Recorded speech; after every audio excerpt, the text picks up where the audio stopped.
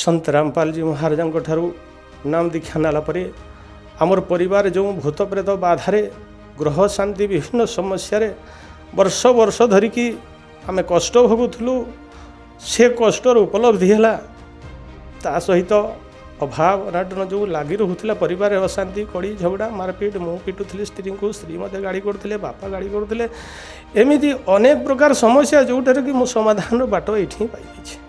आउ से समस्या आम परिवार में नहीं एवं शांति बहुत शांति जो शांति की गीतार श्रीकृष्ण कहते अर्जुन को हे अर्जुन तुम्हें यदि परम शांति परम सुख लाभ करने को चाह तेरे तुम्हें से तत्वदर्शी सतों पाखक जाओ तुमको जी तत्व ज्ञान देवे एक कहते गीता अध्याय 18-62 श्लोक तेणु से संपूर्ण सत मुझे निजे निजे उपलब्धि करें मत धीरे धीरे संपूर्ण सुख मिलबार लगी आगे मिल मोक्ष प्राप्तिर रास्ता भी पाई जाइछु।